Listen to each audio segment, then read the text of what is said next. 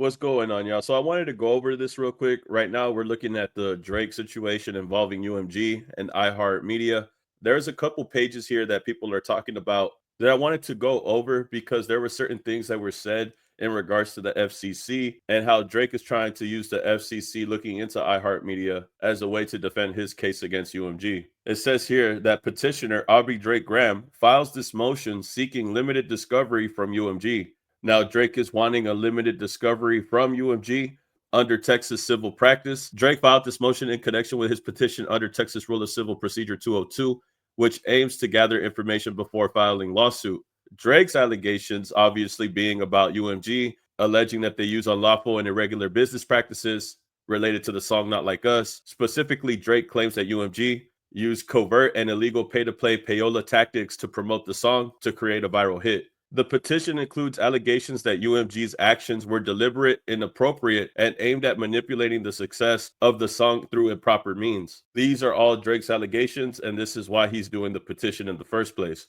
Now, the FCC comes into play again here because it's here where they say that widespread concerns regarding industry practices, including in Texas. Recently, on February 6, 2025, the FCC, the Federal Communications Commission, issued an enforcement advisory regarding the covert manipulation of radio airplay in violation of FCC's payola rules just last week on February 24, 2025. The FCC made it clear that its regulatory interests touch on conduct in this district. Indeed, the FCC made public requests it sent to iHeartMedia regarding compliance with payola rules in connection with upcoming events in Texas. Along these lines, Drake's petition sought pre-suit discovery because he believes that UMG's improper promotional conduct vis-a-vis the Not Like Us song may give rise to claims of civil fraud, racketeering, or other causes of action against UMG and its many, as of yet, unidentified co-conspirators. Determined to resist discovery, however limited, into its secret promotional tactics at all costs, on January 23, 2025, UMG filed a motion to dismiss Drake's petition under the Texas Citizen Participation Act, the TCPA, arguing that Drake's petition is foreclosed by the TCPA because, inter alia, the petition is allegedly related to UMG's core free speech protected by the First Amendment, and because of the commercial speech exception of the TCPA, exempts certain types of commercial conduct from the TCPA regime does not apply. And Drake's lawyers are indeed referencing the FCC's investigation into iHeartMedia as part of their argument in the case against UMG. Specifically, they highlight the FCC's enforcement advisory issued on February 6, 2025, which addressed the covert manipulation of radio play and the violations of payola rules.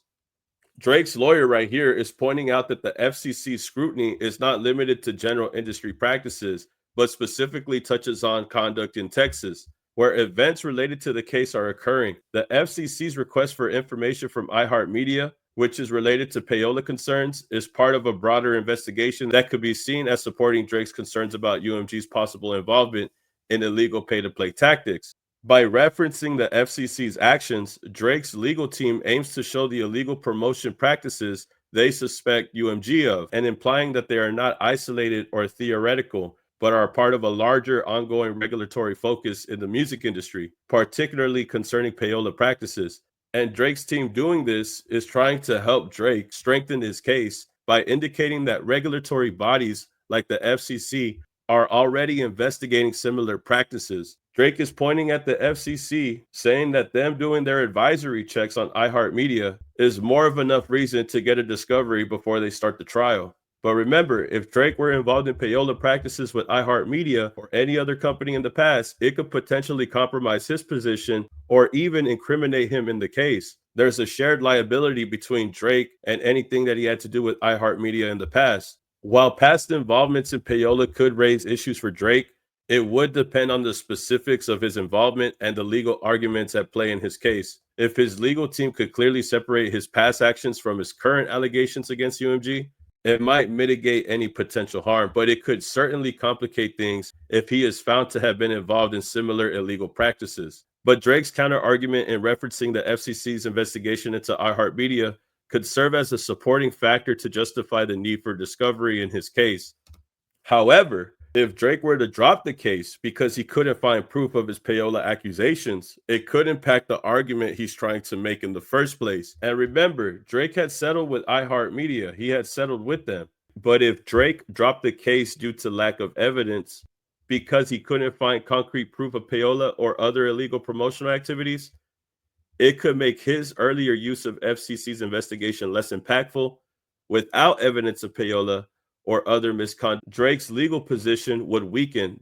The FCC investigation could have been an important supporting point to show payola was a real issue. But if Drake fails to substantiate his claims, the FCC investigation alone wouldn't be enough to continue the legal fight. Dropping the case would likely signal that there was no legal foundation for his allegations or that discovery did not yield sufficient evidence to back up his claims. The FCC's investigation into iHeartMedia might still remain relevant as a general industry issue, but Drake's case would lose its central claim without proof. So if Drake dropped the case and doesn't find evidence to support the payola claims, it would mean that he could not meet the burden of proof needed to proceed with the legal action. The FCC's investigation into iHeartMedia would become irrelevant to the outcome of the case, as the legal dispute would not advance without substantial evidence. UMG would likely dismiss the case as an unfounded accusation, and Drake could face challenges if the matter ever resurfaces or if it was seen as a frivolous lawsuit.